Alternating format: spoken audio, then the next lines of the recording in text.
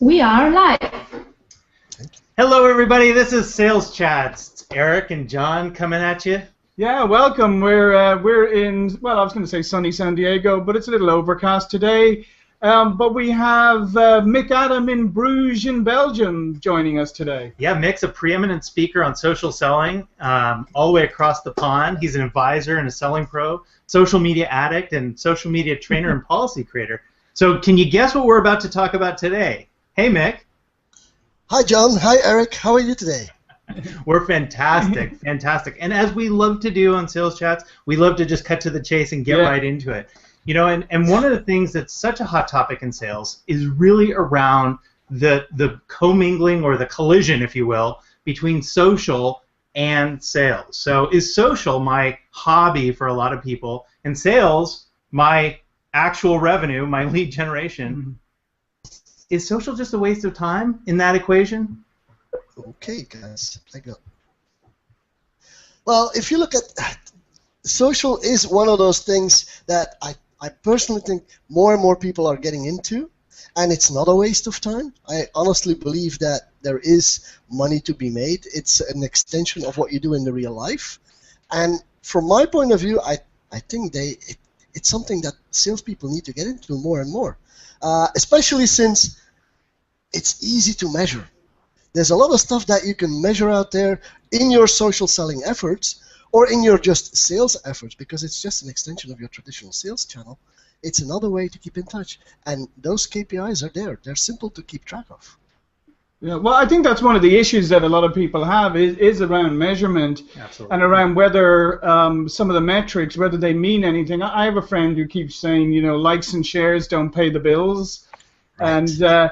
And so just talk a little bit about those metrics, because some people will say, well, there's a lot of vanity metrics, but I don't see the actual hard green cash at the end of it. Well, I think at the end of the day, you've got to start with the idea that whatever you do in terms of sales efforts, it's got to lead to the cash. And over the last couple of years, I've literally tried to make sure that all the efforts I undertook in any channel actually were measurable at some point. And today with social selling, for example, I actually can track back some of the efforts I do, and I generate leads through social. Those leads actually I keep track of when the leads come through the social selling channel or when they come through LinkedIn, Twitter, and so on. Today I can honestly say I get 2 leads a week from things I do on LinkedIn. And to me, the definition of a lead is I can go and talk to the client, and I can go and sell my stuff, which is training, which is consulting, which is whatever. So trying to do this on a regular basis and actually making sure that I keep track of how many appointments do I get through using some of that stuff is a very important component.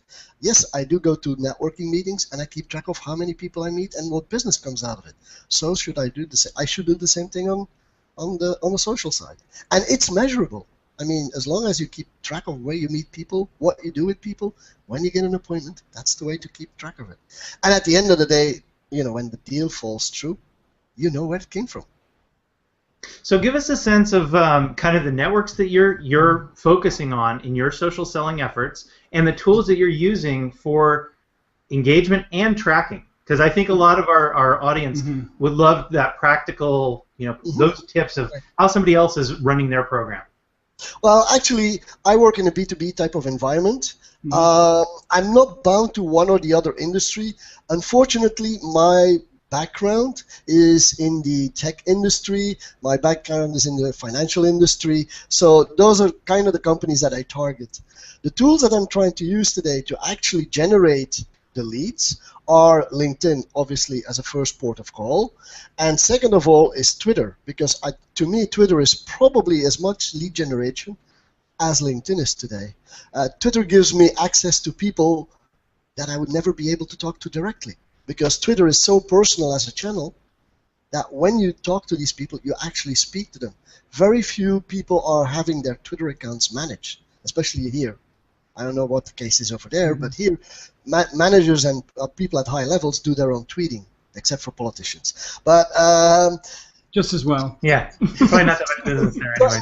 In that case, people are actually, you know, far more easily to be reached than before.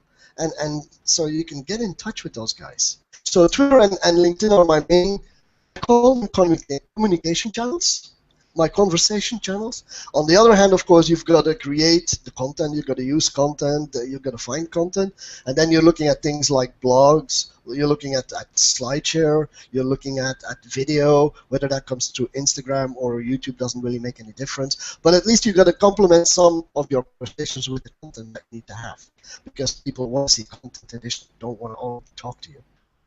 So when you engage with an organization and they come to you and they say, yeah, Mick, we want to figure out our social selling strategy, how do you start off with them by figuring out, number one, what that strategy should be, or whether even social selling should be a part of what they do, or how much of a part should that be? I mean, how do you have that conversation, and how do you figure out where social fits for someone? Well, I think the first and the biggest step that you need to take is you need to find out what the goals are that these companies have. What are they trying to achieve? Where are they selling? What is their public? Who they're selling to? What are they using today to sell? So you got to start from some kind of an inventory of what they're doing today, how they're doing it, and who their actual clients are. I find it very amazing that a lot of salespeople I talk to don't really have a good idea of what does my ideal client look like. I actually taught a class this morning, and I asked the people there who were all in sales, and it was so tough to get out of them what their ideal client looks like. You know, it's somebody who buys from you, but yet, how would you find this person? And let's forget all about the social world. Where do you find this person in real life? What does this person look like? What title does this person have? Where does that person sit in the organization? Who else are his influencers in that type of an organization? So you're going to try and define, in marketing we call that personas. But salespeople sometimes don't always think that entirely true, and it's the first thing that comes up that they can try and go and sell. So I think that's step one, trying to find what your target audience is and try and find what your goal is. Because it's no use starting with LinkedIn, Twitter, or anything else if you don't know what you're trying to live up to. Yeah. I think that those are the two starting points. The next step is then, of course, that you're going to go and make sure that people have a reasonably complete profile. And I have a very simple approach. I ask them to dig out their business card and say, go to your social media profiles and make sure that the content that's on your business card actually is transferred on your social media profiles. Because it's amazing how many salespeople don't have their email address or phone numbers or even websites on a LinkedIn profile or on a Twitter profile. Mm-hmm. How is the client going to be able to get in touch with you, especially if you're going to try inbound stuff, if I don't have any other way to reach you but to connect? A client isn't going to take the effort to find you in any possible way. He's going to go to your profile. Can I talk to you? Yes or no? No. Sorry, I'll go to the next guy. Mm-hmm. Right. So there's a lot of, call it profile, make sure your profile is in order. And then I think the next thing is learn how to use the tools. They're only tools, but use them in the right way. So use LinkedIn, use Twitter in the right way. Twitter lists is one of those things that a lot of people forget. I don't have to tell this to you guys, but there's a lot of people who don't use Twitter lists. It's one of those fabulous things. But all of that is something you got to learn, and most of the time I say, well, let's do this in a class format, followed by some, guidance. Let me work with you like a sales coach and help you try and use these techniques. Because having a class is one thing, implementing is another. Right. And one of the things that I'm hearing with this approach too, that's really kind of interesting, and that I've always found fascinating personally with social selling, is a lot of people tend to think of it in a very unidirectional way. Like, I'm going to approach somebody on Twitter, or I'm going to connect with somebody on LinkedIn. And they always seem to forget, right? The conversation never seems to tilt around finding, people coming back around, people after having raised awareness, that awareness kind of generates a path back to me at some point that doesn't necessarily look linear. right? Like that to me is kind of like where the whole game is, but nobody's talking about. Well, I think the part of that solution is I'm going to try and provide content for those people that would be interesting enough for them to be at the top of their list. That way they come back to me and say, by the way, oh, we've heard about you, we've seen some of your content, we've read some of the content that you've created, and then you create the inbound stuff and you've got the conversation going. I think it's all about keeping that conversation going, which is the same thing in real life. 20 years ago when there was no social, you needed to go and talk to your clients. And that's the same thing you got to do on social, whether that is LinkedIn or Twitter. So it's really a return to the old fundamental ideas of nurturing, which obviously is something, marketing are very familiar with, and sales is to a degree, but as Eric says, we've traditionally had sales as it's always momentum and forward momentum. Whereas nurturing, as you said, back and forth, and it swirls around. Watering a garden in the hopes that it will someday grow, right? Exactly. So here's another question. So social selling, is the gap between sales and marketing getting bigger or getting smaller? I mean, who owns social selling? Are salespeople feeling more like marketers, or marketers feeling more like sales? What's going on? What's going on there? Oh, yeah. One of my big statements that I open with is that social selling will actually widen the gap that we've been trying to close for so many years between sales and marketing. And there's a fairly simple reason why I would say yes, it is widening the gap, because marketing is producing content which will address your whole market share, which it will address all your clients. But as a salesperson, I am talking to individual clients with individual needs that don't go through this straight line path that marketing is paving for me, because that's what the role of marketing is. They pave the straight road, but as a salesperson, I get tossed around in every possible direction. So I've got to come up with content that helps me in my crooked path. So if marketing doesn't have the time, the energy, or the inspiration to create it, what am I going to do as a salesperson? I'm going to go out and find content that will help me close the deal. Because at the end of the day, I'll be judged on two criteria, and two criteria only. Did I get to my quota this year, and did I realize my profit margin? And all the rest of the other criteria that salespeople are supposed to be judged on, most of the time falls sideways if you got your quota. But I think it is important that salespeople find content. And then there's another trick that has to happen, because certain people are good at finding content. Salespeople too. They curate that content, but they need to curate it amongst themselves too. And that's where the system falls apart.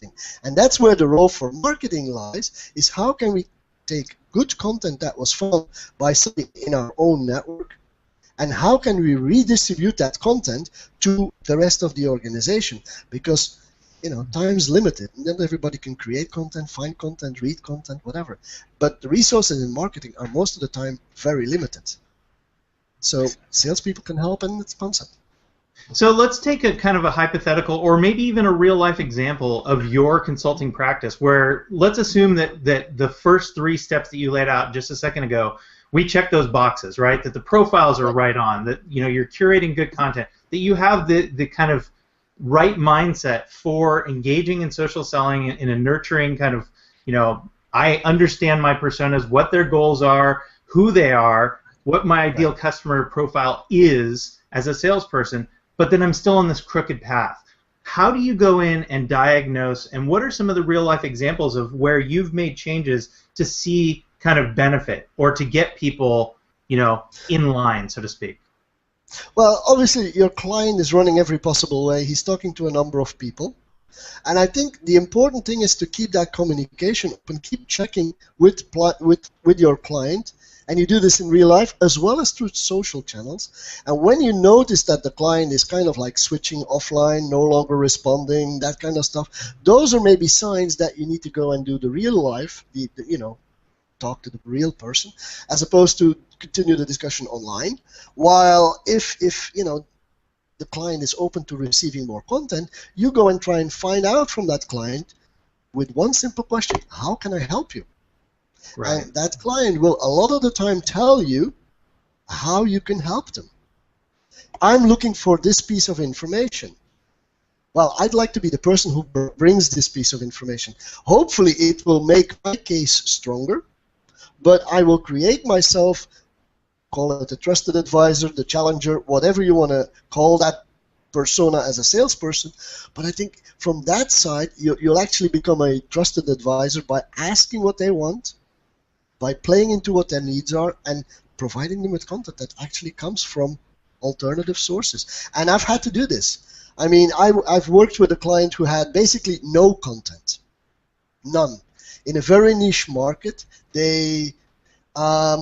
What do you do? What kind of content do you spread to your clients? So you got to go out there and find third-party content, see what you can do, how you can use it, ask your marketing people to tweak it, and then let your salespeople run with it. And when the client says, I need this, well, you just go back and ask marketing, in most cases, to provide you with that piece of content. And yeah, you have to tweak. And there's a lot of discussion between sales and marketing that has to happen. I think the connection there, and that's where the gap can close again, is that your sales and your marketing department can actually work together on creating that content that will make you as a salesperson the advisor. Mm-hmm.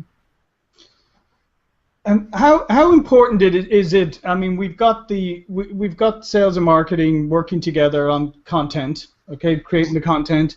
But as you mentioned, I mean, sales is really about that one-on-one connection, right? It's about me making you feel, Mr. Customer, that I really understand you, that I really want to help you. You know, not the whole world. You. I'm focusing on you. So. Being able to put context on that content rather than just firing content at you, actually having done the work to like personalize it to your situation. You know, how are salespeople getting that piece?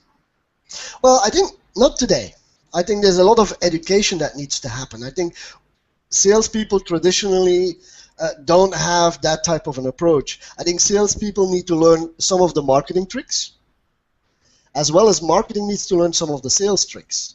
And when you get that cross-pollination between those two types of environments, then you're going to get sales to understand how they use the context, which is the magic word that you used, how they're going to use that in terms of providing their clients with the necessary content, adding the value to the whole system, and actually closing the deals at the end of the day.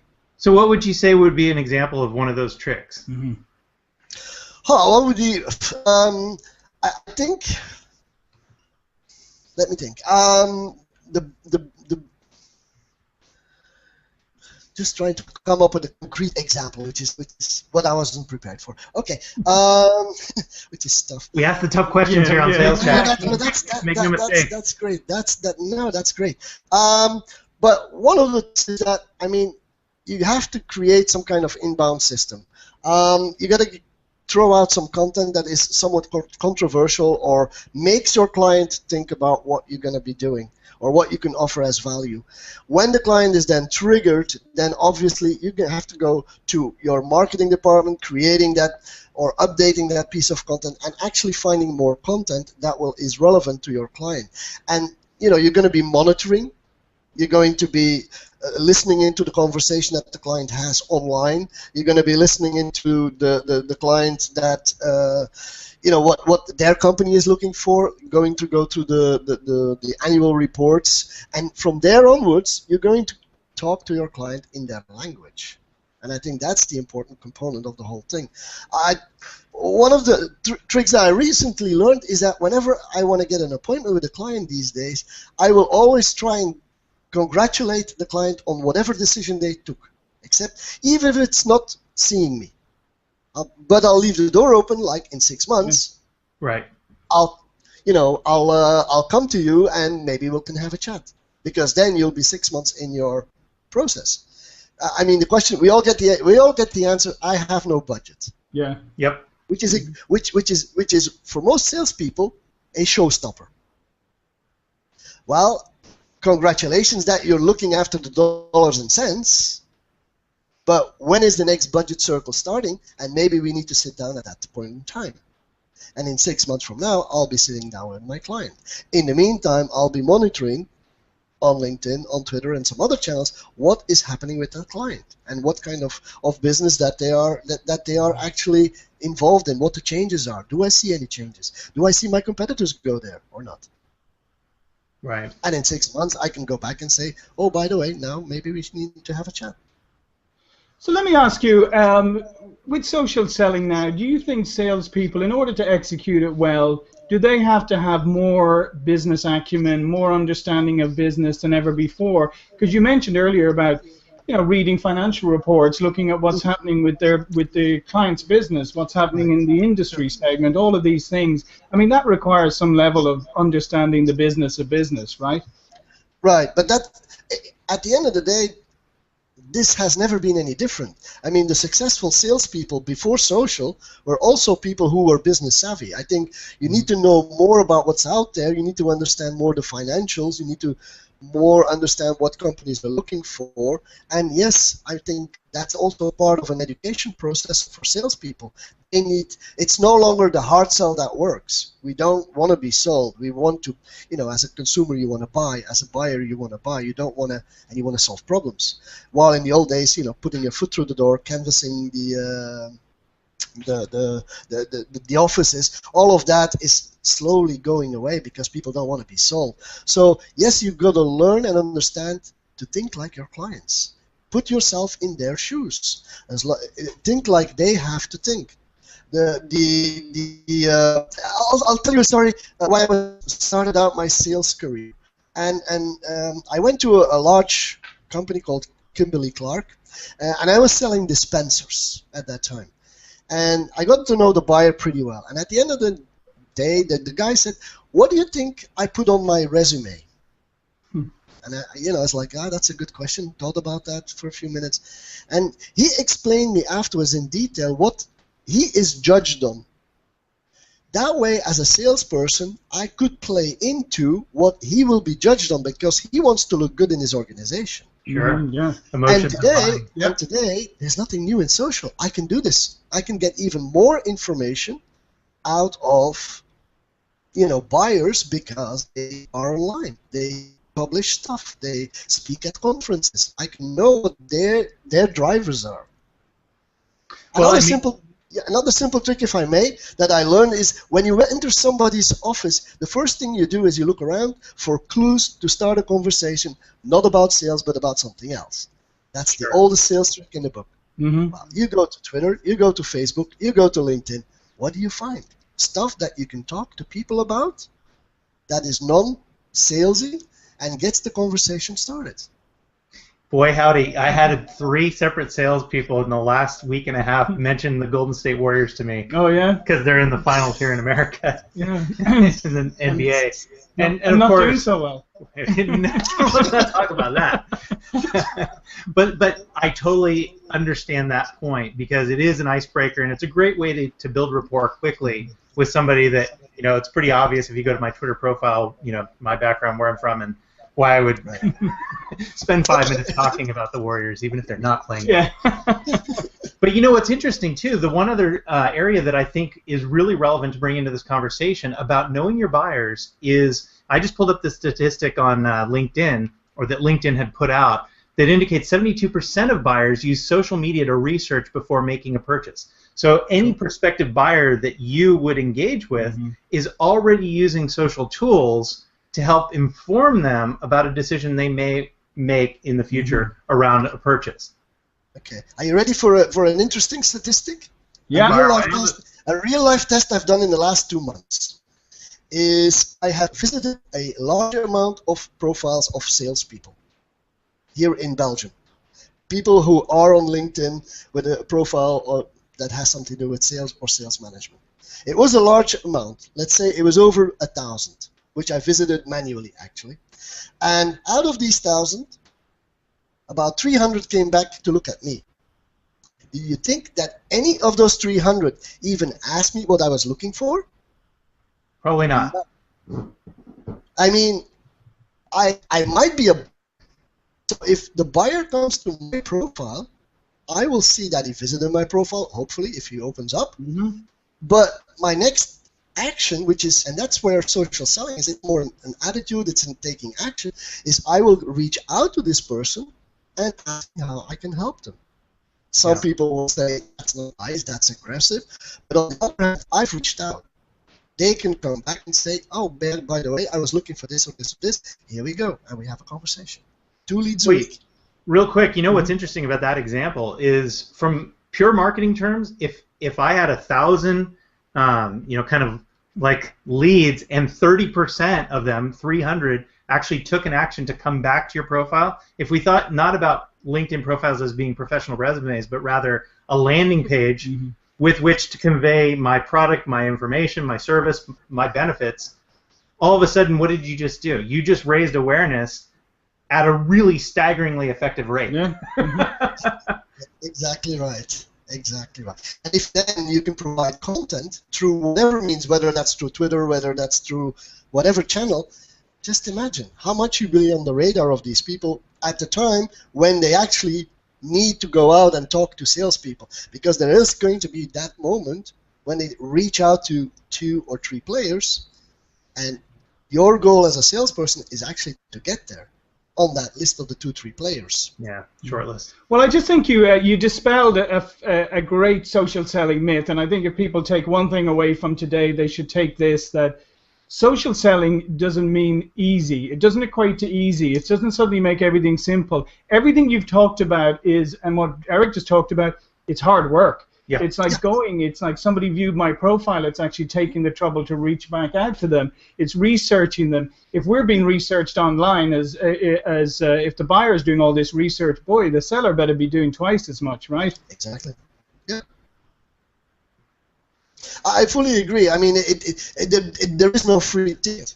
But in the old days, and I keep referring to the days before social because there's a lot of analogy between the two. But in the old days, we used to go network. I mean, that took time too. Right. Yeah. We spend a lot of time answering emails. That takes a lot of time too. It's a matter of, as a salesperson, you're going to define where am I getting the best, money for or where do I get the best return for my money? Yeah. Absolutely. So we're bumping up against the end of this session, and it's flown because, and we could talk for another couple of hours on this, or we could even tweet and on LinkedIn. Yep. That's right. But what we like to end up with, we always like to ask, is a supercharged sales tip. So give us, what is your secret? When you get up in the morning, how do you set yourself up for success every day? Give us your secret, Mick. My secret is routine. I've developed a routine that takes me about 25 minutes every day, which I actually execute before breakfast or during breakfast or just after breakfast, depending on how early I have to go. And it consists of what do I do on LinkedIn, what do I do on Twitter, what do I do on my monitoring and content side, and make that part of my daily routine. And I think that is what gets me charged up, because I don't have to worry what the rest of the day will bring. I am up to speed with what's happening in my network, and I think the routine has actually made a difference. Yeah, that's a great tip. I mean, I think to get all that stuff, because people are always saying, well, this social stuff. It's like, where do I find the time? And you're just saying, like, make the time, like over breakfast, make the time. Right. Well, yeah. The thing is, just you got to make some time for this stuff, and building a routine, whatever the routine is that you want to build for yourself, but make a routine that you're going to stick to, and eventually it'll be your motivator for the rest of the day. Yeah. Yeah. Well, this has been a great chat that just flown by again. So as we started out by saying there's a lot of pushback lately. In fact, some Harvard professor put out an article, basically saying that hashtag. Is social media actually helping your company's bottom line? Hashtag nope. So I think, Mick, you've done a great job in dispelling that one. Yeah. Okay, well, thank you. It was great being here or with you guys. I enjoyed it. Like you, I'm a little amazed that the half hour is gone. So yeah, we could go on for hours, but yeah. Thank you for having me, by the way. You bet. Great discussion, Mick. Yeah. All right. Thanks, everybody. Thank you. Thanks for joining us. Bye now.